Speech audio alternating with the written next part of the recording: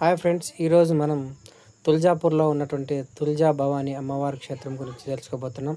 అక్కడ కనిపిస్తున్నటువంటి దాన్ని మొదట గేట్ ఎంట్రన్స్గా మనం చెప్పుకోగలం. ఇక్కడ బయట ఉన్నటువంటి వాటి ప్రదేశాన్ని అంతా ఇక్కడ చూస్తూ ఉన్నాం.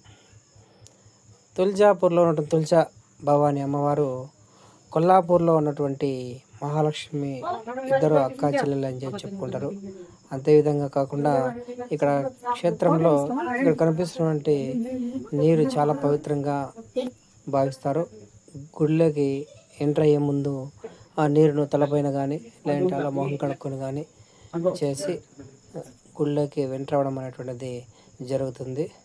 తర్వాత భక్తాదులందరూ గుడిలోకి ఎంటర్ అయిన వెంటనే చాలామంది పూజారులు పూజ చేయిస్తామంటున్నారు. మనకి ఇష్టం ఉంటే చేయించుకోవచ్చు, లేదంటే డైరెక్ట్గా మనము ఇలా క్యూ లైన్లో ఉండి వెళ్ళచ్చు. పూజ అయిన తర్వాత లేదా మనం తుల్జాభవాని అమ్మవారి దర్శనం అయిన తర్వాత అక్కడ ఒక చిన్న రాయి కనపడుతూ ఉంటుంది చూడండి బయట. అక్కడ మనము ఒక 20 రూపాయలు ఇచ్చేసి మన మనసులో ఏదైనా ఒక కోరిక అనుకొని చెయ్యి 2 చేతులు పెడితే కుడివైపు తిరిగితే మన మనసులో అనుకున్న మాట జరుగుతుందని, లేదా విడమవైపు తిరిగితే జరగదు అని చెప్పేసి చెప్తూ ఉంటారు. చాలామంది వెళ్తూ ఉంటారు.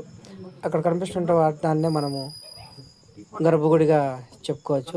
పూజ అంతా అయిపోయిన తర్వాత ఈ విధంగా అంతా బయట కూర్చొని వెళ్తూ ఉంటారు.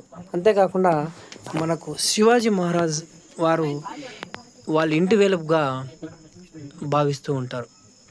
తరచుగా ఇక్కడ శివాజీ మహారాజ్ గారు వచ్చి వెళ్తూ ఉండేవారని చెప్తారు. అంతేకాకుండా శివాజీ మహారాజ్కి ఖడ్గాన్ని ఇక్కడ అమ్మవారు ఇవ్వడం అనేటువంటిది జరిగింది అని చెప్పేసి ఇక్కడ చెప్తూ ఉంటారు. ఆ తుల్జాభవాని అమ్మవారు చాలా మహిమ గలవారు.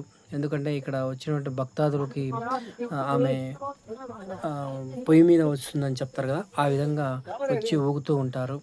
కాబట్టి అక్కడ కనపడుతున్నటువంటి దాన్ని మనం గర్భగుడిగా చెప్పొచ్చు. ఈ ముందర ధ్వజస్తంభం లాగా ఉంది కదా, ఇక్కడ పూజారులందరూ పూజలు అవి ఇవి చేస్తూ ఉంటారు.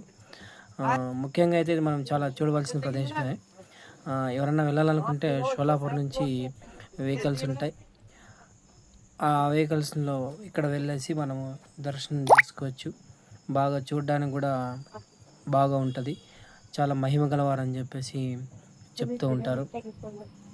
ఒకసారి ఖచ్చితంగా చూడాల్సిన ప్రదేశంగానే మనము దీన్ని చెప్పొచ్చు. ఇక్కడ చూడండి, మీరు బాగా గమనిస్తున్నట్లయితే బయట అంటే గుడి బయట కొద్దిగా ఆవరణంలో ఇక్కడ పూజలు అన్నీ చేస్తూ ఉంటారు. మనకి ఇష్టం ఉంటే చేయించుకోవచ్చు, లేదంటే లేదు. లేదంటే మనం నేరుగా డైరెక్ట్గా